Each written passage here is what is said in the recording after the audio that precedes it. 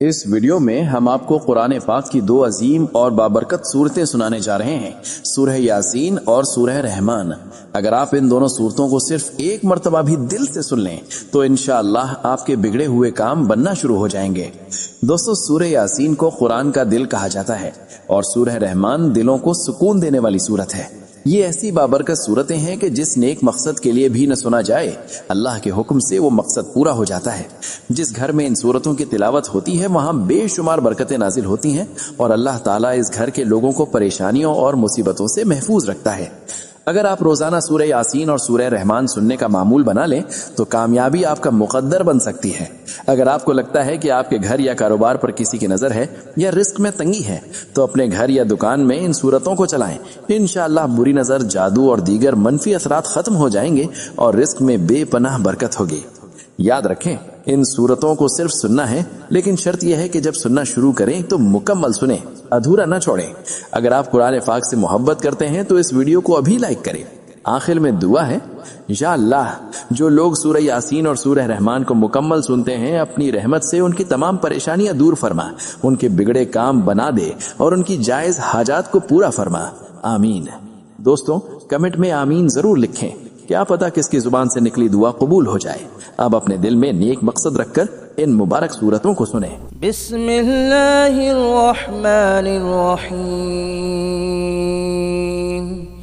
यासीन वल कुरआनिल हकीम। इन्नका लमिनल मुरसलीन अला सिरातिन मुस्तकीम। तंज़ीलल अज़ीज़िर रहीम। लितुंज़िर कौमन मा उन्ज़िर आबाउहुम फहुम गाफिलून। लक़द हक़्क़ल क़ौलु अला अक्सरिहिम फहुम ला युमिनून। इन्ना जअलना फी अअनाक़िहिम अग़लालन फ़हिय इलल अज़क़ानि फ़हुम मुक़महून। वजअलना मिन बैन अयदीहिम सद्दन व मिन खल्फ़िहिम सद्दन फ़अग़शयनाहुम फ़हुम ला युबसिरून। वसवाउन अलैहिम अअंज़रतहुम अम लम तुंज़िरहुम ला युमिनून। इन्नमा तुंज़िरु मन इत्तबअ अज़्ज़िक्र व खशियर रहमान बिलग़ैब फबश्शिरहु बिमग़फ़िरतिन व अज्रिन करीम। इन्ना नहनु नुह्यिल मौता व नक्तुब मा क़द्दमू व आसारहुम व कुल्ल शैइन अहसयनाहु फी इमामिन मुबीन। वदरिब लहुम मसलन अस्हाबल क़रियह इज़ जाअहल मुरसलून। इज़ अरसलना इलैहिम इस्नैनि फ़कज़्ज़बूहुमा फ़अज़्ज़ज़ना बिसालिसिन फ़क़ालू इन्ना इलैकुम मुरसलून। قالوا ما أنتم إلا بشر مثلنا وما أنزل الرحمن من شيء إن أنتم إلا تكذبون. قالوا ربنا يعلم إنا إليكم لمرسلون وما علينا إلا البلاغ المبين. قالوا إنا تطيرنا بكم لئن لم تنتهوا لنرجمنكم وليمسنكم منا عذاب أليم. قالوا طائركم معكم أئن ذكرتم بل أنتم قوم مسرفون وجاء من أقصى المدينة رجل يسعى قال يا قوم اتبعوا المرسلين اتبعوا من لا يسألكم أجرا وهم مهتدون وما لي لا أعبد الذي فطرني وإليه ترجعون أأتخذ من دونه آلهة إن يردني الرحمن بضر لا تغن عني شفاءتهم شيئا ولا ينقذون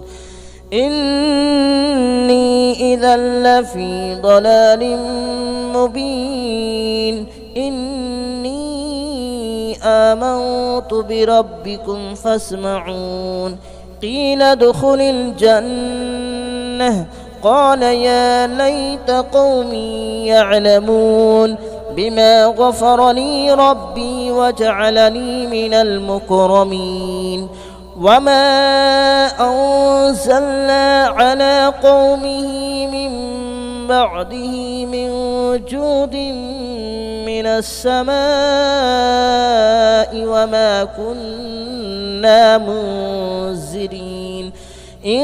كانت إلا صيحة واحدة فإذا هم خامدون يا حسرة على العباد ما يأتيهم من رسول إلا كانوا به يستهزئون ألم يروا كم أهلكنا قبلهم من القرون أنهم إليهم لا يرجعون وإن كل لما جميع لدينا محضرون وآية لهم الأرض الميتة أحييناها وأخرجنا منها حبا فمنه يأكلون وجعلنا فيها جنات من نخيل وأعناب وفجرنا فيها من العيون ليأكلوا من ثمره وما عملته أيديهم أفلا يشكرون سبحان الذي خلق الأزواج كلها مما تنبت الأرض ومن أنفسهم ومما لا يعلمون وآية لهم الليل نسلخ منه النهار فإذا هم مظلمون والشمس تجري لمستقر لها ذلك تقدير العزيز العليم والقمر قدرناه منازل حتى عاد كالعرجون القديم لا الشمس ينبغي لها أن تدرك القمر ولا الليل سابق النهار وكل في فلك يسبحون وآية لهم ألا حملنا ذريتهم في الفلك المشحون وخلقنا لهم من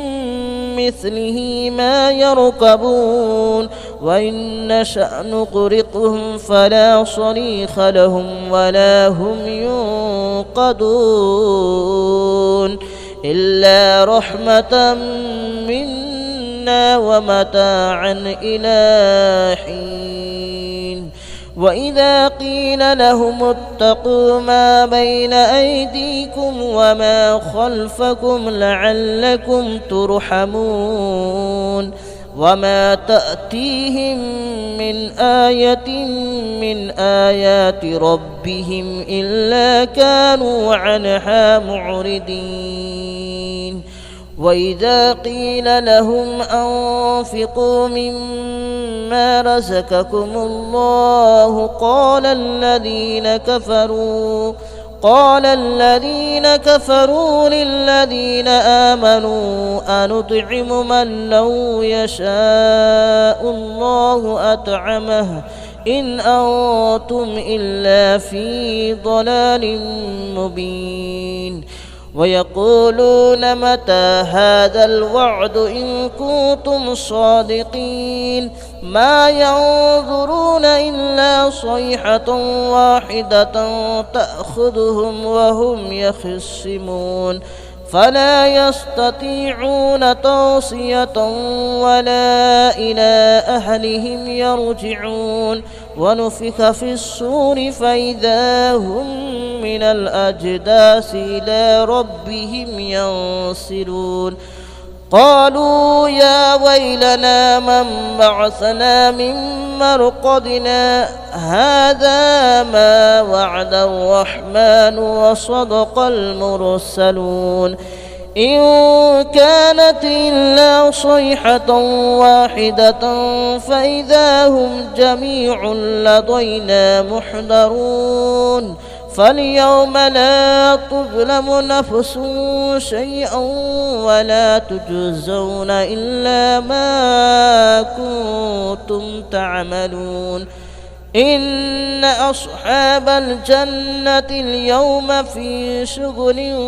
فاكهون هم وأزواجهم في ظلال على الأرائك متكئون لهم فيها فاكهة ولهم ما يدعون سلام قولا من رب رحيم وامتازوا اليوم أيها المجرمون ألم أعهد إليكم يا بني آدم ألا تعبدوا الشيطان ألم أعهد إليكم يا بني آدم ألا تعبدوا الشيطان إنه لكم عدو مبين وأن اعبدوني هذا صراط مستقيم ولقد أضل منكم جبلا كثيرا أفلم تكونوا تعقلون هذه جهنم التي كنتم توعدون اصلوها اليوم بما كنتم تكفرون اليوم نختم على أفواههم وتكلمنا أيديهم وتشهد أرجلهم بما كانوا يكسبون ولو نشاء لتمسنا على أعينهم فاستبقوا الصراط فأنى يبصرون ولو نشاء لمسخناهم على مكانتهم فما استطاعوا مضيا ولا يرجعون ومن نعمره ننكسه في الخلق أفلا يعقلون وما علمناه الشعر وما ينبغي له إن هو إلا ذكر وقرآن مبين لينذر من كان حيا ويحق القول على الكافرين أولم يروا أنا خلقنا لهم مما عملت أيدينا أنعاما فهم لها مالكون وذللناها لهم فمنها ركوبهم ومنها يأكلون ولهم فيها منافع ومشارب أفلا يشكرون واتخذوا من دون الله آلهة لعلهم ينصرون لا يستطيعون نصرهم وهم لهم جند محضرون فلا يحزنك قولهم إن إنا نعلم ما يسرون وما يعلنون أولم ير الإنسان أنا خلقناه من نطفة فإذا هو خصيم مبين وضرب لنا مثلا ونسي خلقه قال من يحيي العظام وهي رميم قل يحييها الذي أنشأها أول مرة وهو بكل خلق عليم الذي جعل لكم من الشجر الأخضر نارا فإذا أنتم منه توقدون أوليس الذي خلق السماوات والأرض بقادر على أن يخلق مثلهم بلى وهو الخلاق العليم إنما أمره إذا أراد شيئا أن يقول له كن فيكون فسبحان الذي بيده ملكوت كل شيء وإليه ترجعون بسم الله الرحمن الرحيم الرحمن علم القرآن خلق الإنسان علمه البيان الشمس والقمر بحسبان والنجم والشجر يسجدان والسماء رفعها ووضع الميزان ألا تطغوا في الميزان وأقيموا الوزن بالقسط ولا تخسروا الميزان والأرض وضعها للأنام فيها فاكهة والنخل ذات الأكمام والحب ذو العصف والريحان فبأي آلاء ربكما تكذبان خلق الإنسان من صلصال كالفخار وخلق الجان من مارج من نار فبأي آلاء ربكما تكذبان رب المشرقين ورب المغربين فبأي آلاء ربكما تكذبان مرج البحرين يلتقيان بينهما برزخ لا يبغيان فبأي آلاء ربكما تكذبان يخرج منهما اللؤلؤ والمرجان فبأي آلاء ربكما تكذبان وله الجوار المنشآت في البحر كالأعلام فبأي آلاء ربكما تكذبان كل من عليها فان ويبقى وجه ربك ذو الجلال والإكرام فبأي آلاء ربكما تكذبان يسأله من في السماوات والأرض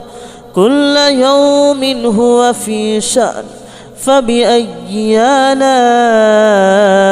ربكما تكذبان سنفرغ لكم أيها الثقلان فبأي آلاء ربكما تكذبان يا معشر الجن والإنس إن استطعتم أن تنفذوا من أقطار السماوات والأرض فانفذوا لا تنفذون إلا بسلطان فبأي آلاء ربكما تكذبان يرسل عليكما شواظ من نار ونحاس فلا تنتصران فبأي آلاء ربكما تكذبان فإذا انشقت السماء فكانت وردة كالدهان فبأي آلاء ربكما تكذبان فيومئذ لا يسأل عن ذنبه إنس ولا جان فبأي آلاء ربكما تكذبان يعرف المجرمون بسيماهم فيؤخذ بالنواصي والأقدام فبأي آلاء ربكما تكذبان هذه جهنم التي يكذب بها المجرمون يطوفون بينها وبين حميم آن فبأي آلاء ربكما تكذبان ولمن خاف مقام ربه جنتان فبأي آلاء ربكما تكذبان ذواتا أفنان فبأي آلاء ربكما تكذبان فيهما عينان تجريان فبأي آلاء ربكما تكذبان فيهما من كل فاكهة زوجان فبأي آلاء ربكما تكذبان متكئين على فرش بطائنها من استبرق وجنى الجنتين دان فبأي آلاء ربكما تكذبان فيهن قاصرات الطرف لم يطمثهن إنس قبلهم ولا جان فبأي آلاء ربكما تكذبان كأنهن الياقوت والمرجان فبأي آلاء ربكما تكذبان هل جزاء الإحسان إلا الإحسان فبأي آلاء ربكما تكذبان ومن دونهما جنتان فبأي آلاء ربكما تكذبان مدهامتان فبأي آلاء ربكما تكذبان فيهما عينان نضاختان فبأي آلاء ربكما تكذبان فيهما فاكهة ونخل ورمان فبأي آلاء ربكما تكذبان فيهن خيرات حسان فبأي آلاء ربكما تكذبان حور مقصورات في الخيام فبأي آلاء ربكما تكذبان لم يطمثهن إنس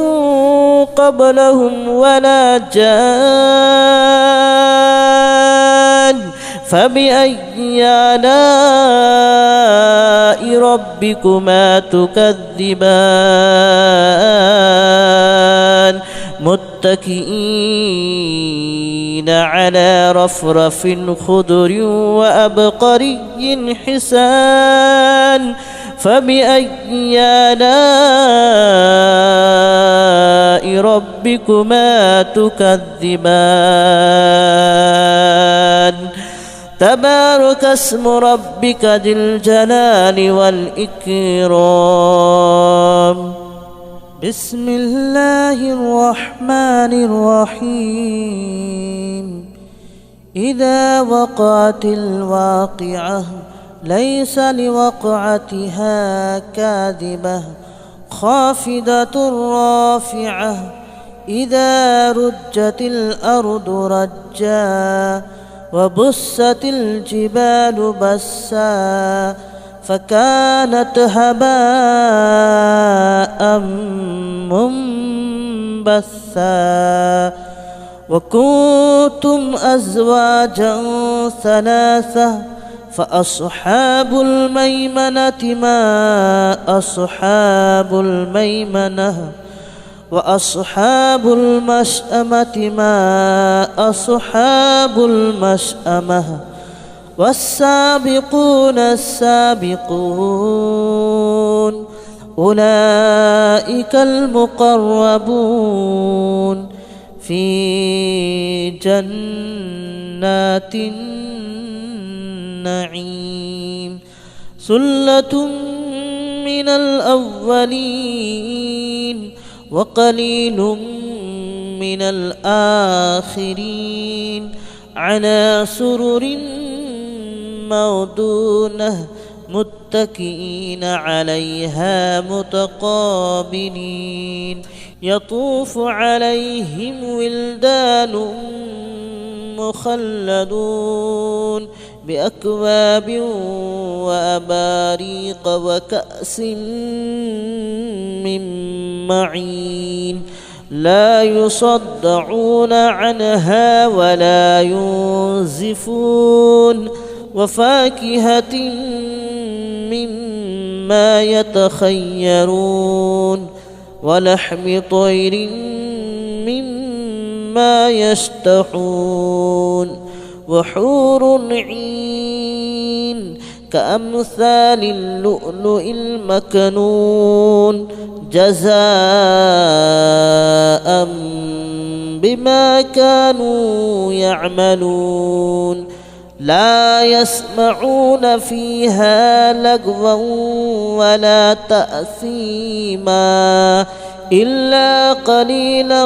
سلاما سلاما وأصحاب اليمين ما أصحاب اليمين في سدر مخدود وطلح منضود وظل ممدود وماء مسكوب مكذوب وفاكهة كثيرة لا مقطوعة ولا ممنوعة وفرش مرفوعة إنا أنشأناهن إن شاء فجعلناهن أبكارا عربا أترابا لأصحاب اليمين ثلة من الأولين وثلة من الآخرين وأصحاب الشمال ما أصحاب الشمال في سموم وحميم وظل من يحموم لا بارد ولا كريم إنهم كانوا قبل ذلك مترفين وكانوا يصرون على الحنث العظيم وكانوا يقولون أئذا متنا وكنا ترابا وعظاما أئنا لمبعوثون أو آباؤنا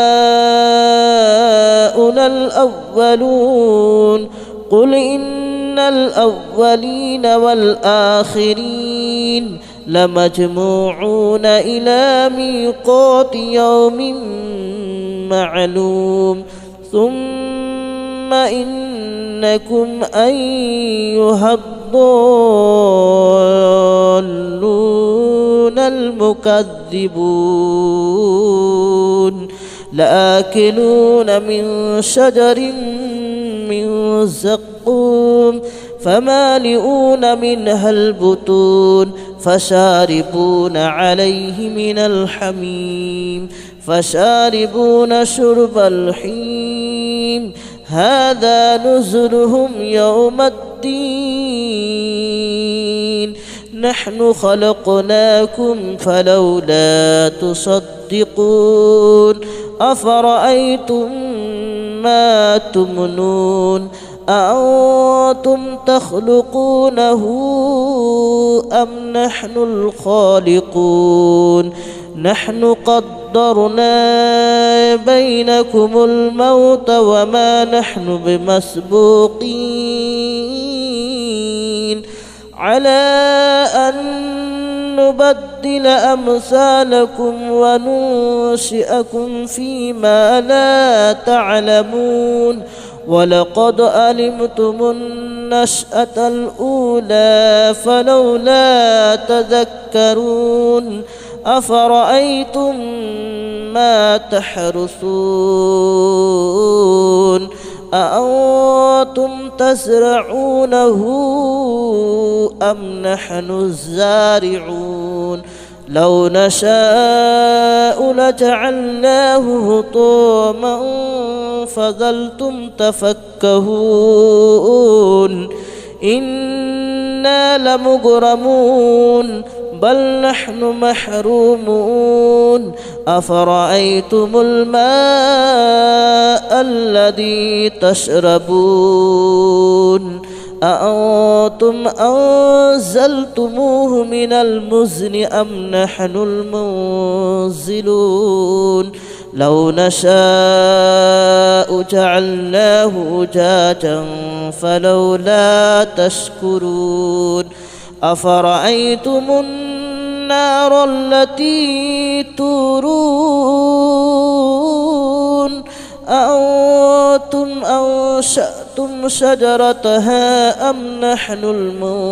المنشئون نحن جعلناها تذكرة ومتاعا للمتقين نحن جعلناها تذكرة ومتاعا للمقوين فسبح باسم ربك العظيم فلا أقسم بمواقع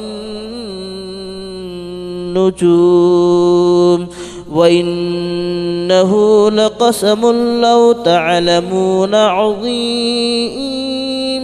إنه لقرآن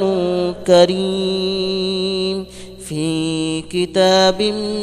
مكنون لا يمسه إلا المطهرون تنزيل من رب العالمين أفبهذا الحديث أنتم مدهنون وتجعلون رزقكم أنكم تكذبون فلولا إذا بلغت الحلقوم وأنتم حينئذ تنظرون ونحن أقرب إليه منكم ولكن لا تبصرون فلولا إن كنتم غير مدينين ترجعونها إن كنتم صادقين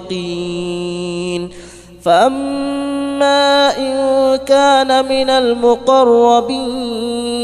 فروح وريحان وجنة نعيم وأما إن كان من أصحاب اليمين فسلام لك من أصحاب اليمين وأما إن كان من المكذبين الضالين فنزل من حميم وتصلية جحيم إن هذا لهو حق اليقين فسبح باسم ربك العظيم بسم الله الرحمن الرحيم ياسين والقرآن الحكيم إنك لمن المرسلين على صراط مستقيم تنزيل العزيز الرحيم لتنذر قوما ما أنذر آباؤهم فهم غافلون لقد حق القول على أكثرهم فهم لا يؤمنون إنا جعلنا في أعناقهم أغلالا فهي إلى الأذقان فهم مقمحون وجعلنا من بين أيديهم سدا ومن خلفهم سدا فأغشيناهم فهم لا يبصرون وسواء عليهم أنذرتهم أم لم تنذرهم لا يؤمنون إنما تنذر من اتبع الذكر وخشي الرحمن بالغيب فبشره بمغفرة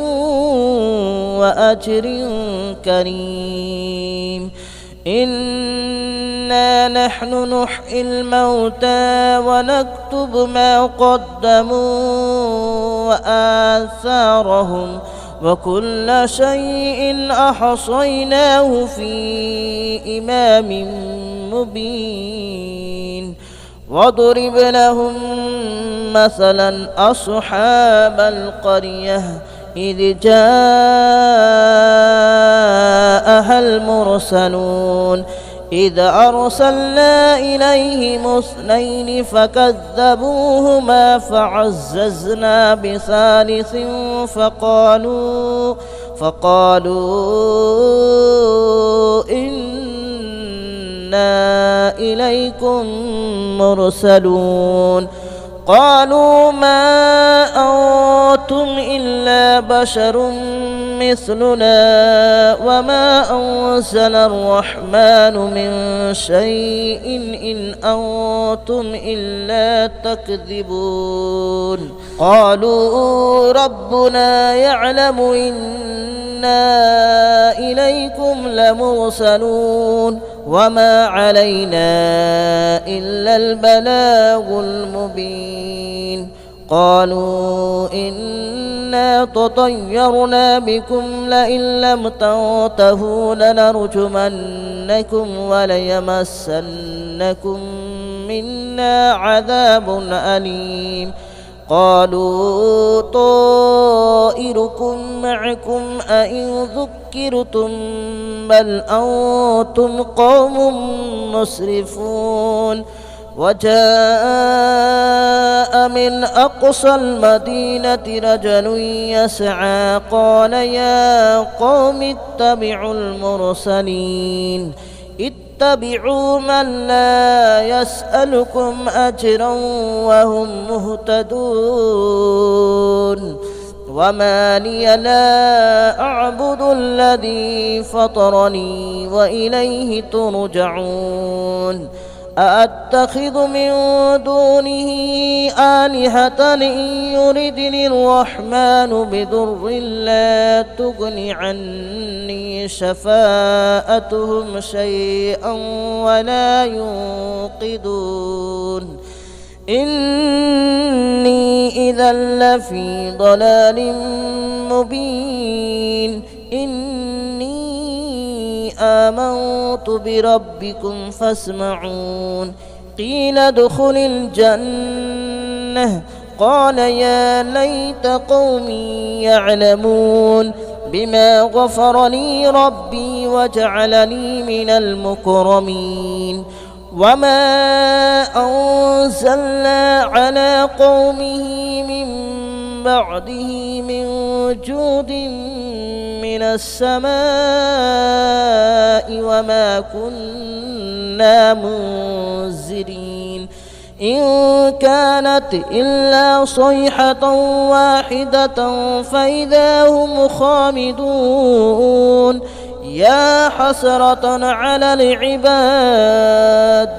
ما يأتيهم من رسول إلا كانوا به يستهزئون ألم يروا كم أهلكنا قبلهم من القرون أنهم إليهم لا يرجعون وإن كل لما جميع لدينا محضرون وآية لهم الأرض الميتة أحييناها وأخرجنا منها حبا فمنه يأكلون وجعلنا فيها جنات من نخيل وأعناب وفجرنا فيها من العيون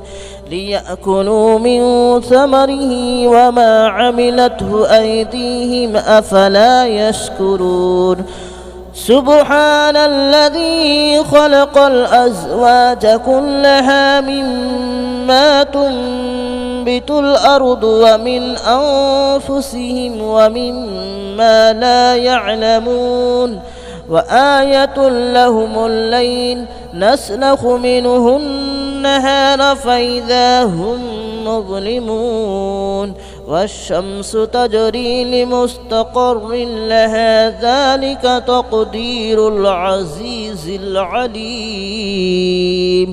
والقمر قدرناه منازل حتى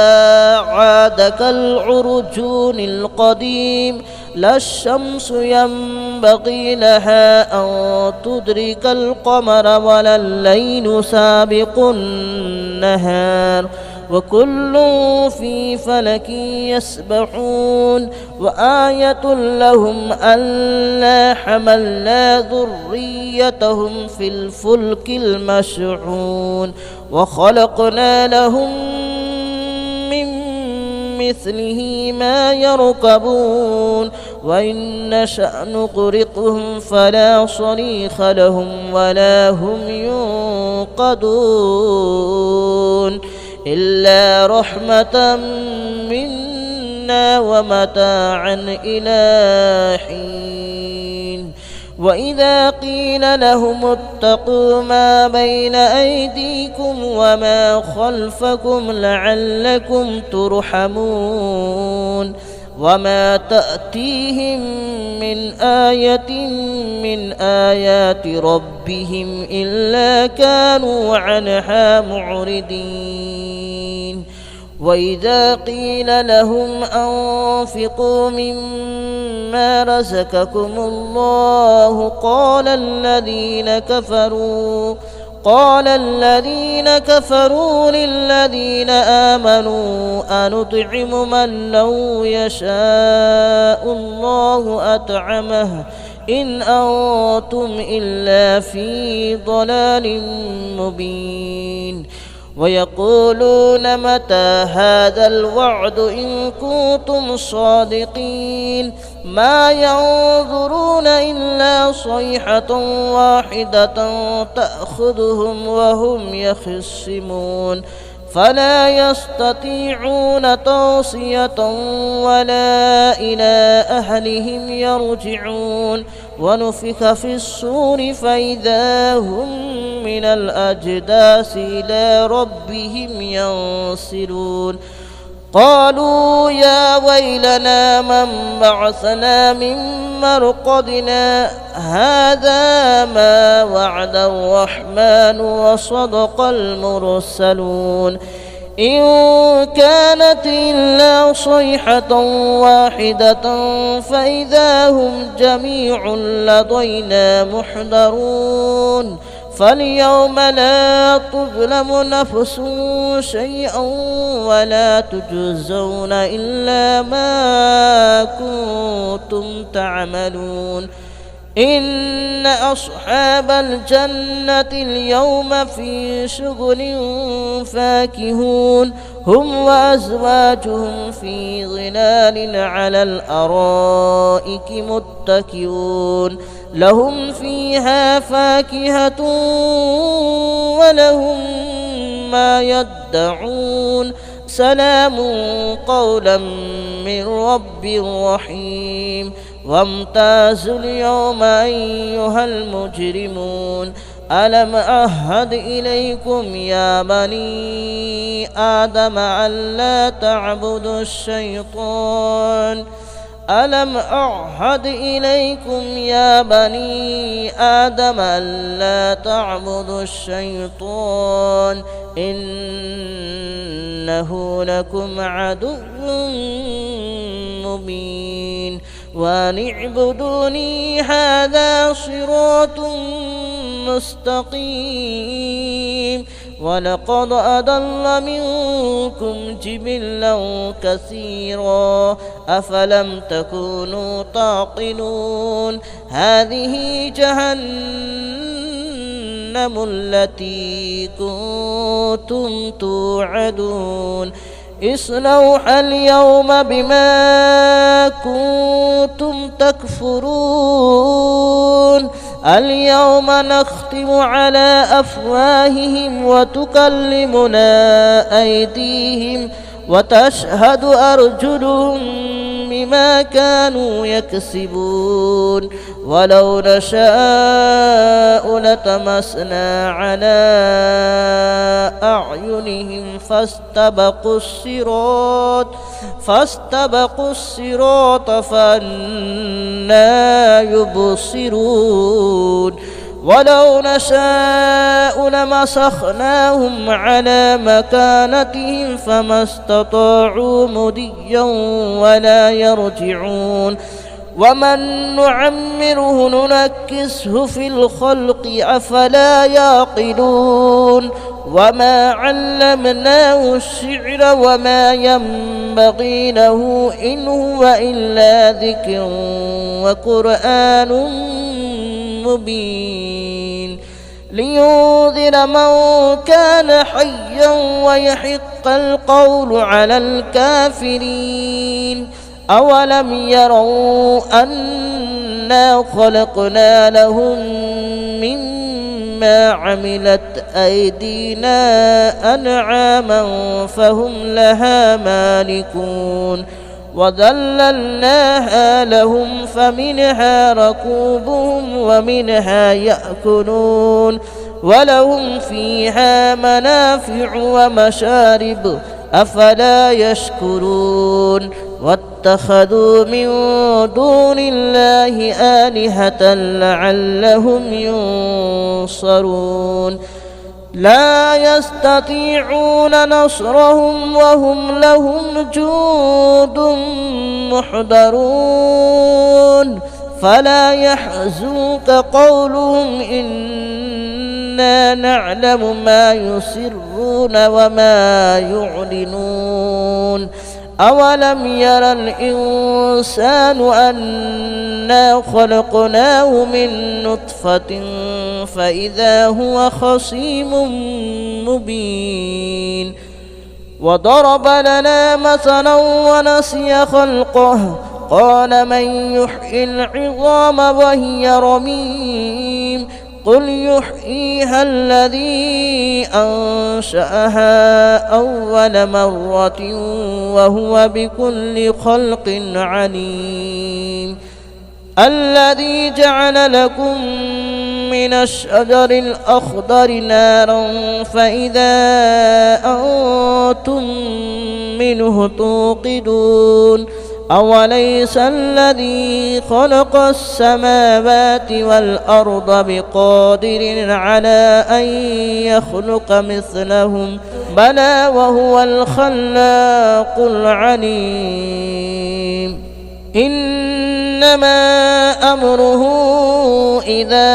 أراد شيئا أن يقول له كن فيكون فسبحان الذي بيده ملكوت كل شيء وإليه ترجعون بسم الله الرحمن الرحيم الرحمن علم القرآن خلق الإنسان علمه البيان الشمس والقمر بحسبان والنجم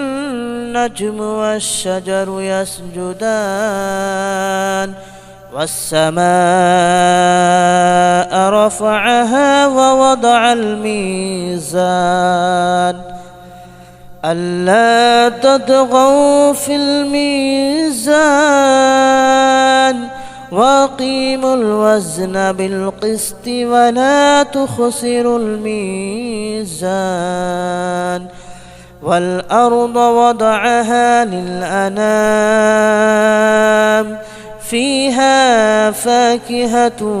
والنخل ذات الأكمام والحب ذو العصف والريحان فبأي آلاء ربكما تكذبان خلق الإنسان من صلصال كالفخار وخلق الجان من مارج من نار فبأي آلاء ربكما تكذبان رب المشرقين ورب المغربين فبأي آلاء ربكما تكذبان مرج البحرين يلتقيان بينهما برزخ لا يبغيان فبأي آلاء ربكما تكذبان يخرج منهما اللؤلؤ والمرجان فبأي آلاء ربكما تكذبان وله الجوار المنشآت في البحر كالأعلام فبأي آلاء ربكما تكذبان كل من عليها فان ويبقى وجه ربك ذو الجلال والإكرام فبأي آلاء ربكما تكذبان يسأله من في السماوات والأرض